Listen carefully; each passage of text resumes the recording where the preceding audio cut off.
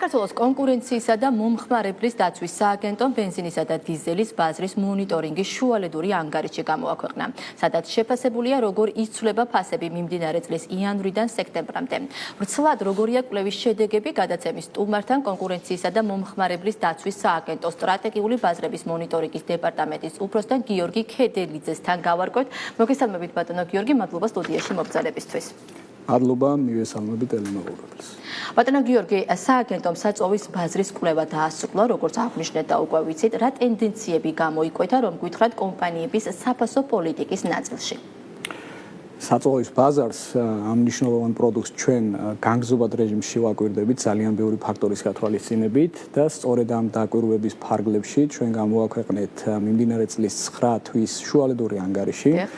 შუალედური ანგარიში ბევრ სხვა პარამეტრთან ერთად რა თქმა უნდა აკვირდება კომპანიების საცალო ფასებს, ის თუ როგორ იცვლება ფასები თავისთავად ქვეყანაში და ასევე იმ ფაქტორებთან მიმართებით, რა ფაქტორების გავლენას ახდენს კომპანიების ყოველდღიური ფასების ცვლილებაზე, რამდენად გვაქვს კორელაცია, ანუ რამდენად ლოგიკურად და გონივრულად იცვლება ფასები, ისევ და ისევ ფასემოქმედ ფაქტორებთან მიმართებით. წლევანდელი წელი რამდენიმე მნიშვნელოვანი მოვლენით ხასიათდებოდა, კერძოდ წლის დასაწყისში ფიქსირდებოდა ფასების მცირეოდენი მატება, რასაც უკვე დაახლოებით მარტის თვიდან მოჰყვა შემცირება, ხოლო ივნისის თვიდან ასევე დაფიქსირდა მატება. საერთ ჯამში ფასებს თუ შევადარებთ, მაგალითად 2025 წლის სექტემბრის თვის ბოლოს არსებული ფასების დონე იდენტურია წლის დასაწყისში არსებული ფასების დონის.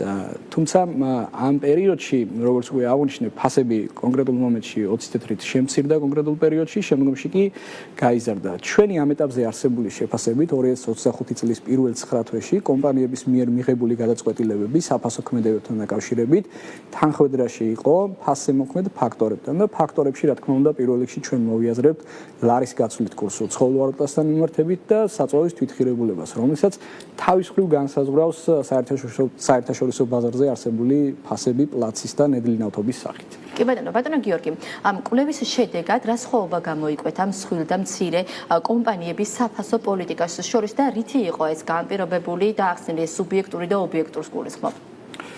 ჩვენ ქვეყანაში საწვავის ბაზარი კონკრეტული სპეციფიკით ხასიათდება, რაც პირველ რიგში გამოიხატება სწორედ მსხვილ და მცირე ქსელებში. მაგალითად, თუ ჩვენ შევადარებთ საქართველოს ბაზარს, იგივე რუმინეთის ბაზარს, რომელიც არის ევროპული საწვავის ერთ-ერთი მთავარი მომწოდებელი ქვეყანაში დაახლოებით 40% უჭირავთ მცირე ქსელებს, 5 კომპანიის მიღმა არსებულ კომპანიებს, ხოლო რუმინეთში ეს მაჩვენებელი მხოლოდ 10%-ის ფარგლებშია.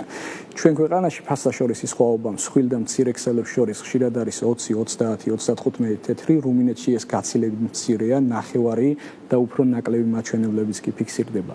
ამას განაპირობებს რამდენიმე ფაქტორი, გამომდინარე იქიდან, რომ 5 მსხვილი კომპანია, საზოგადოებისთვის კარგად ნაცნობი 5 მსხვილი კომპანია ამ ქვეყანაში არიან ამ მიმართულებით ყველაზე დიდი ისტორიის მქონე და ისინი უკვე კარგად არიან, ასე ვთქვათ, მათი ლოგისტიკა კარგად არის განვითარებული ქვეყანაში, მათი ბენზინგასამართი სადგურები უკვე ხელმისაწვდომია თითოეულ რეგიონში, მათ შორის მუნიციპალიტეტებში, სოფლებში, ისეთ ადგილებში, სადაც ასე ვთქვათ, მომგებიანობა იმ კონკრეტული ავტოგასამართი სადგურის შეიძლება არ იყოს მაინც და მაინც დამაკმაყოფილებელი, თუმცა მათი ბრენდის და ასე ვთქვათ, პრესტიჟის საკითხია, რომ იმ კონკრეტულ მუნიციპალიტეტში ჰქონდეთ ბენზინგასამართი სადგური, აქედან გამომდინარე, მათი დანახარჯები ცოტათი უფრო მეტია ვიდრე მცირე ქსელების. მასშტაბის ეკონომია ამ მიმართულებით მაინც და მაინც ისევ და ისევ ბევრი ავტოგასამართი სადგურის გათვალისწინებით დიდ როლს თამაშობს და განსხვავებით სხვა ბაზრებისგან მცირე ქსელებს ამ შემთხვევაში აქვთ გაცილებით ნაკლები დანახარჯები ერთეულ სადგურს თუ ავიღებთ ვიდრე მსხვილ ქსელებს.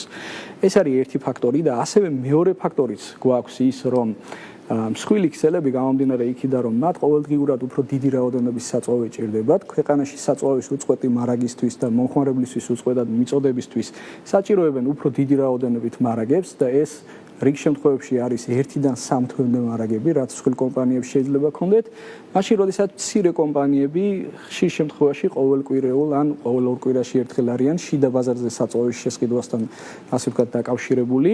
ეს გვაძლევს იმ მოცემულობას, რომ ერთი მხრივ დანახარჯებს შორის სხვაობა განაპირობებს დაახლოებით 15-20 თეთრიან სხვაობას საცალო ბაზარზე საცალო ფასებს შორის, მეორე მხრივ ეს სხვაობა მარაგების ფაქტორის გათვალისწინებით შესაძლებელია გაიზარდოს 25 თეთრამდე, 30 თეთრამდეც ან 20-ზე უფრო დაბლა ჩამოვიდეს. ნებისმიერ შემთხვევაში ეს არის მომხმარებლის არჩევანი და კარგია რომ ქვეყანაში ასეთი არჩევანი არსებობს. აი ბატონო გიორგი, რამდენად შეიძლება ითქვას, რომ ბაზარზე კონკურენცია ჯანსაღი არის გულისხმობ როგორც მსხვილ, ასევე მსხვილ და მცირე კომპანიებს შორის? ბაზარზე ჩვენ თავისუფლად შეგვიძლია ვთქვათ, რომ ძალიან ბევრი ავტოგასამართი სადგური გვაქვს, მაგალითისთვის ქვეყანაში დაახლოებით 1150-დან 1200-მდე ავტოგასამართი სადგური არსებობს, რომელთა ოპერირებასაც ახორციელებს 340-მდე კომპანია ქსელების გათვალისწინებით. 2013 წლიდან განსაკუთრებით იმ პერიოდიდან, როდესაც ბაზარი გაიხსნა და მხოლოდ 5 მსხვილი კომპანია უკვე აღარ იყო ბაზარზე, გაწვდნენ ბაზარზე ახალი კომპანიები, მათ შორის ჩვენ პირობითად მოიხსენიებთ მსხვილ კომპანიებს, როგორც ბრენდირებულ კომპანიებად, თუმცა 5 მსხვილი კომპანიის გარდა გაწვდნენ ბაზარზე ისეთი კომპანიები, რომლებსაც რიგ შემთხვევებში უფრო მეტი ავტოგასამართი სადგური აქვთ, როგორც ვიდრე ეგრეთ წოდებული ხუთეულის მონაწილე წევრებს და იყო კონკრეტული წლები, როდესაც საცალო ბაზარზე უკეთესი გაყიდვების მაჩვენებელიც კი აჩვენეს. Საბამისად, მომხმარებლის არჩევანი ნამდვილად არსებობს, ფასსაშორისი სხვაობა ნამდვილად არსებობს, კონცენტრაციის ინდექსს თუ გადავხედავთ, რაც კონკურენტულ დონეს აფასებს ბაზარზე, ნამდვილად არ გვაქვს მაღალ კონცენტრირებული ბაზარი, სადაც არსებობს დომინანტი კომპანია და ასე შემდეგ და ასე ვთქვათ, რაღაც საბაზრო ძალის ბოროტად გამოყენების შესაძლებლობა და რისკები არსებობს.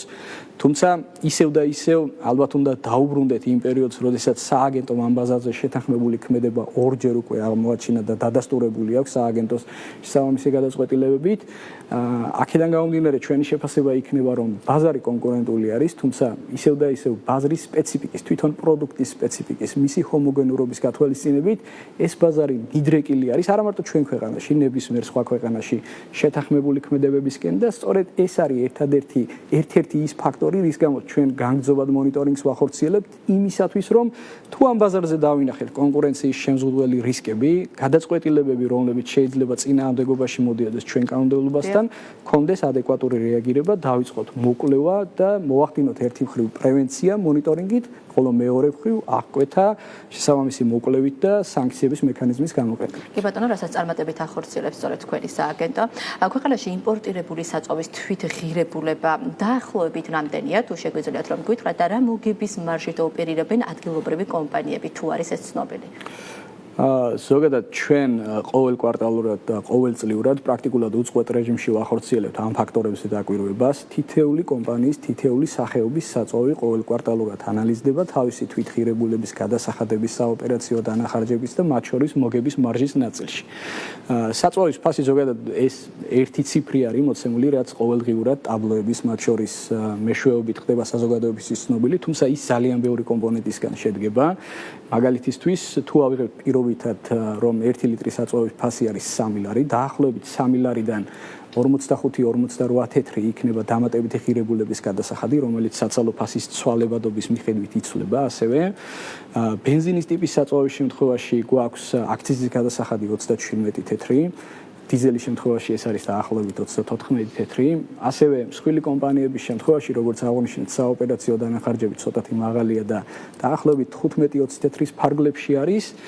კომპანიების თვითონ ფასნამატი საწვავის სახეობების, იგივე ბენზინისა და დიზელის, ასევე რეგულარის პრემიუმის სუპერის შემთხვევაში შეიძლება ასე ვთქვათ ცვალებადი იყოს, თუმცა ეს მაჩვენებელი დაახლოებით არის საცალო ფასის 10%. ზოგიერთ შემთხვევაში შეიძლება იყოს მეტი, ზოგიერთ შემთხვევაში ნაკლებიც. თუმცა ამ 10%-ს ჩვენ უნდა გამოვაკლოთ აუცილებლად ის ლოიალობის და დამატებითი ბენეფიტები, რაც მსხვილ კომპანიებს გააჩნიათ, მაგალითად თითეულს გააჩნია კონკრეტული ფასტაკლების დღეები, როდესაც ჩვენ ფასტაკლებით ყიდულობთ ამ საწვავს, ან ლოიალობის ბარათები, სადაც დაგროვებით ფასტაკლებას ვიღებთ და ასე შემდეგ. სწორედ ამ მოგების მარჟაზე მიმდინარეობს მუდმივი დაკვირვება სააგენტოში და თუ ჩვენ დავინახავთ, რომ მოგების მარჟა და კომპანიის ფასნამატი შეიცვლება საერთაშორისო ბაზრისგან დამოუკიდებლად და რაღაც არასაბაზრო, ასე ვთქვათ, ქმედებები დაფიქსირდება ბაზარზე, ჩვენ აუცილებლად გვექნება რეაგირება. თუმცა, როგორც უკვე აღნიშნე, 2025 წელს გავსი რამ არ დაფიქსირებულა და ამ დროისათვის ყველაფერი წესრიგშია. კი ბატონო, მე მაინც მინდა გკითხოთ, რადგან საერთაშორისო ბირჟებზე საწვავის ფასის ცვლილება რამდენად ყისიერად და ადეკვატურად აისახება საქართველოს ბაზარზე. ამას იმიტომ გეკითხებით ბატონო გიორგი, რომ მომხმარებელში ჩდება ეჭვი, რომ როდესაც საერთაშორისო ბაზრებზე ფასი ცვირდება, ეს მომენტალურად აისახება საქართველოს ბაზარზე, თუმცა კლების შემთხვევაში იგვიანებს, აი რასთან გვაქვს საქმე? ორი მიმართულებით ასე ვთქვათ წავიყვანდი ამ შეკითხვას.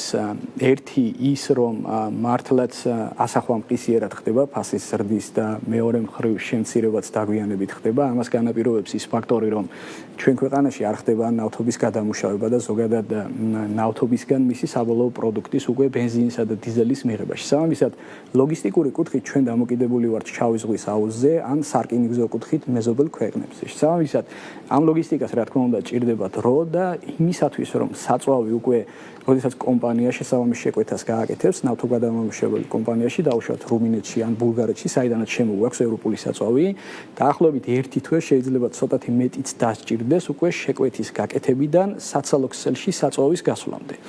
საბამისად ფასის კლების დაყოვნება სწორედ ამით აიხსნება ის რომ საერთაშორისო ბაზარზე ფასი შემცირდა არ ნიშნავს რომ კომპანიას უკვე ძვირფასად ნაყიდი წარსულში ნაყიდი საწვავი რომლის მარაგიც უკვე ქვეყანაში გააჩნია მისი თვითღირებულება შეუმცირდა მისი თვითღირებულება კომპანიას იგივე გააჩნია უბრალოდ მას საომავლოდ შესაძლებელი საწვავის ფასი უმცირდება შესაბამისად ის საომავლოდ შესაძლებელი საწვავის შემცირებული თვითღირებულება ფასზე რო ასახავს პირველ რიგში მან უნდა გაიაროს ლოგისტიკური პროცესები და ამის პარალელურად მან უნდა გაყიდოს უკვე წარსულში მაღალი თვითღირებულების მქონე შეძენის საწვავი რომელიც უკვე ქვეყანაში ჰქონდა.